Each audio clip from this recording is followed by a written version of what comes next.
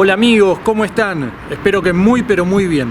Tal como les anuncié en el último video cuando visitamos la casa de Einstein en Caput, hoy estamos comenzando una serie de videos sobre el muro de Berlín, porque dentro de poco se cumple un nuevo aniversario de su caída, así que me pareció un buen momento para que estudiemos juntos un poquito cómo fue la historia del muro de Berlín desde su principio hasta su final. Para conocer la historia completa desde el día de su construcción, es necesario repasar algunos antecedentes históricos. Para eso, debemos situarnos en el año 1945. A medida que la Segunda Guerra Mundial se acercaba a su fin, las potencias aliadas empezaron a mirarse con recelo, pensando ya en cómo sería el mundo de la posguerra. Cuanto más se desvanecía la amenaza que habían enfrentado conjuntamente, afloraban las diferencias y se vislumbraba un mundo bipolar caracterizado por la competencia entre los Estados Unidos y la Unión Soviética. Hasta el último minuto, los ejércitos aliados avanzaron sobre Alemania liderados por generales y políticos plenamente conscientes del valor que aquel territorio tendría para la construcción del nuevo orden mundial. Los estadounidenses contaban con indudables ventajas económicas, pero los soviéticos estaban mejor posicionados territorialmente para la disputa por el control de Europa. El período histórico, que conocemos hoy como Guerra Fría, fue anticipado y comprendido mejor que nadie por Winston Churchill, quien anunció en 1946 que una cortina de hierro separaba a las democracias del territorio controlado por Joseph Stalin.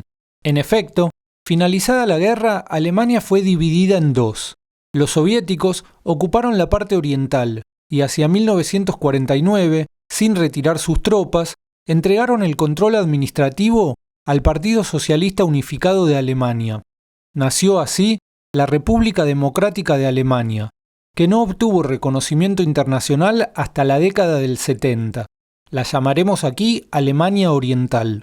Por el contrario, la parte occidental quedó bajo la órbita de las democracias capitalistas lideradas por los Estados Unidos. Pasó a llamarse República Federal Alemana, o, como la llamaremos aquí, Alemania Occidental. Antes de que se conformaran las dos Alemanias, Berlín, que estaba situada en la parte oriental del territorio alemán, había sido dividida en 4 sectores, administrados respectivamente por los Estados Unidos, Francia, Inglaterra y la Unión Soviética. En principio, la circulación de personas entre sectores fue irrestricta, pero la creciente rivalidad de la Guerra Fría conduciría a la construcción del Muro de Berlín. Algunos de los hechos que marcaron el deterioro de las relaciones soviético-norteamericanas en lo que a la división de Berlín se refiere fueron los siguientes.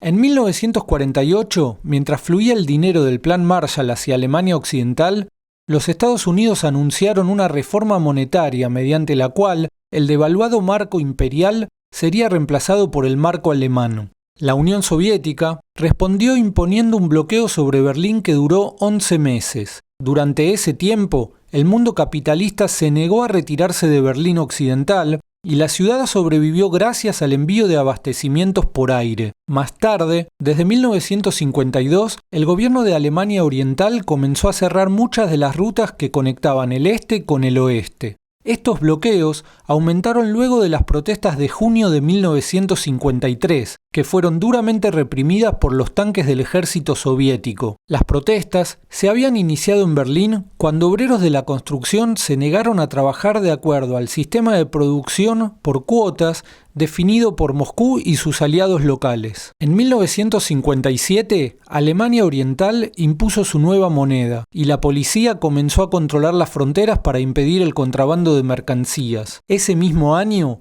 yendo aún más lejos, el gobierno de Alemania Oriental definió a su contraparte occidental como territorio extranjero, a cuyos ciudadanos les sería requerido un visado especial. Era de esperar que los hechos mencionados terminaran afectando la libre circulación en Berlín, pese al estatus especial del que había gozado hasta entonces. De hecho, en 1958, Khrushchev cuestionó aquel estatus, declarando que la ciudad debía integrarse a Alemania del Este, y lanzó un ultimátum con el plazo de 6 meses para modificar la situación. Desde entonces, las tensiones continuaron. Ahora que conocemos mejor la dinámica que había adquirido el enfrentamiento entre los Estados Unidos y la Unión Soviética, nos trasladamos a las primeras horas del sábado 13 de agosto de 1961. Está comenzando el fin de semana, de modo que no tendría sentido lanzar una huelga de protesta al día siguiente. Además, la población se encuentra disfrutando de las vacaciones de verano. Muchos alemanes están lejos de sus casas o incluso visitando a sus familiares y amigos en Alemania Occidental. Por estos motivos, Moscú y sus aliados en Alemania Oriental juzgaron que era el momento indicado para cerrar por completo todos los accesos a Berlín Occidental. Nacía así el Muro de Berlín, aunque al principio no se trató de un muro. Mientras la policía fronteriza impedía el paso a los ciudadanos, milicias de trabajadores movilizadas por el partido comenzaban a extender alambradas de espino en un perímetro de 155 kilómetros. Las siguientes semanas, las alambradas serían reemplazadas por losas de concreto, formando una pared apenas más alta que una persona adulta, pero vigilada por guardias armados que no dudaban en disparar. Tan solo 2 meses antes, refiriéndose a las fronteras,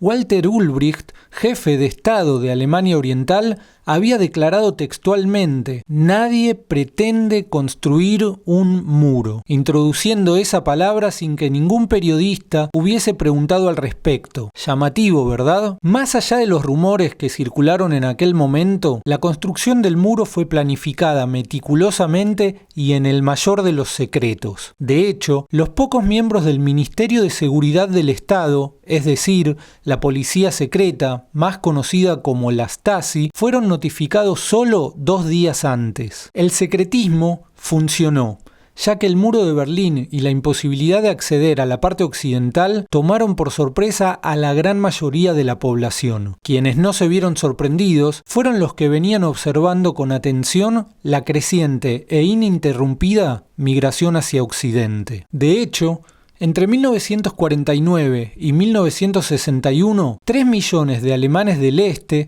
abandonaron sus hogares en busca de la mejor calidad de vida que ofrecía el capitalismo. Ese éxodo redujo la población de Alemania Oriental de 18 a 15 millones. Entre los emigrados se contaba la intelectualidad, los profesionales y la mano de obra más calificada. A ese ritmo, los dirigentes comunistas se verían muy pronto privados de un pueblo al cual dirigir. Su supervivencia política requería impedir la libre circulación en Berlín, ya que su parte occidental funcionaba como corredor hacia las democracias capitalistas. Llegados a este punto, ya comprendemos con qué objetivo los líderes de Alemania Oriental, alineados con la Unión Soviética, construyeron el Muro de Berlín. Interrumpir la emigración que dejaba en evidencia bajo qué sistema político preferían vivir los alemanes del este. Por supuesto que nadie dentro de la esfera de influencia soviética aceptaba públicamente esa realidad, y los líderes políticos la negaban mediante propaganda y acciones de manipulación psicológica. La prensa comunista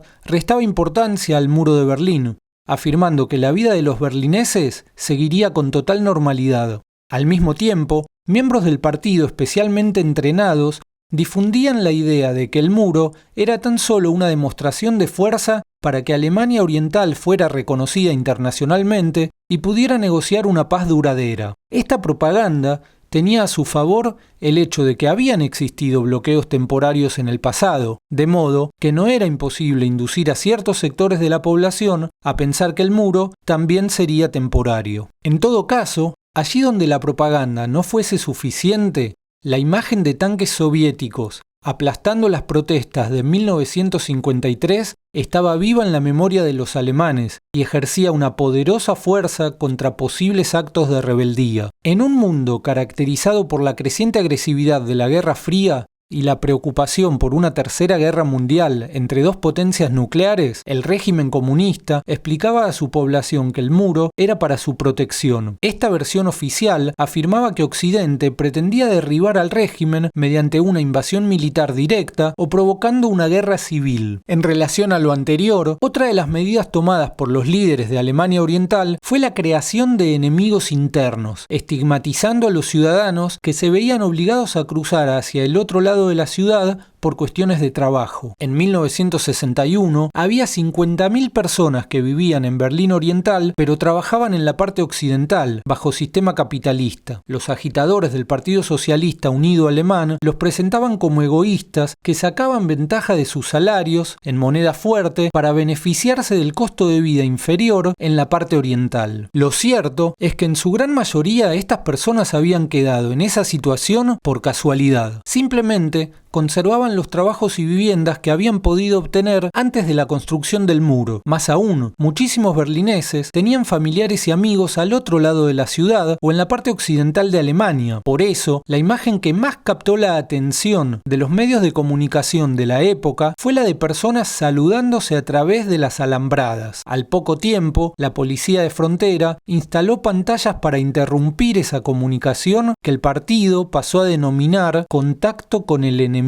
Por último, otra medida empleada para confundir a los alemanes del este fue la implementación de un proceso burocrático mediante el cual podían solicitar permisos para visitar Berlín Occidental. Sin embargo, pasó muy poco tiempo antes de que quedara bien claro que los formularios rellenados para tales solicitudes iban a parar directamente al cesto de la basura del burócrata que los recibía. En la práctica, los permisos de visita se otorgarían en muy reducidas ocasiones y en función de una demostrada buena conducta y lealtad al régimen. La campaña de manipulación psicológica duró 6 meses. Lentamente, los alemanes del este fueron aprendiendo a vivir sin poder pisar Berlín Occidental ni atravesarlo en tránsito para hacer la ruta más corta, por ejemplo, hacia Potsdam. Desde entonces, quedaron encerrados dentro de su propio país, separados de sus amigos y familiares e imposibilitados de obtener en Berlín Occidental los productos básicos que eran cada vez más escasos en la Alemania comunista. A pesar del muy adverso contexto, hubo personas que protestaron contra la construcción del muro, insultando a quienes bloqueaban el paso e intentando impedir su trabajo, pero fueron doblegadas a punta de fusil. El mayor de estos incidentes tuvo lugar en las puertas de Brandenburgo, precisamente la tarde del sábado 13 de agosto, cuando unas 5.000 personas se reunieron en la parte occidental arengando a sus compatriotas del este a unirse en la protesta, pero estos manifestantes fueron dispersados con camiones hidrantes. Otro hecho destacable ocurrió en la oficina de correos de Berlín Oriental, donde la mayor parte de la fuerza laboral eran mujeres. Allí se interrumpió el trabajo de manera sincronizada con sus colegas de Berlín Occidental. Sin embargo, la policía apresó a los organizadores, sofocando la protesta antes de que pudiera extenderse. Haciendo un balance de cómo habían transcurrido los primeros días del muro de Berlín, el mismo Ulbricht escribió a Khrushchev con satisfacción. Habían tenido menos problemas de los esperados, y agregaba, la instauración del muro había reforzado la autoridad del partido sobre la población. En efecto, a partir de entonces, el régimen de Alemania Oriental no tuvo ningún obstáculo para ejercer el más absoluto control de sus habitantes, tema sobre el cual volveremos en un video dedicado a la Stasi, la policía secreta. Hasta aquí el video de hoy, espero que les haya gustado y sobre todo que haya servido para conocer la historia contemporánea de Alemania y del mundo. En el próximo video vamos a seguir conversando sobre el muro de Berlín. No olvides suscribirte al canal y compartirlo con tus amigos. Un gran abrazo y hasta pronto. Chau chau.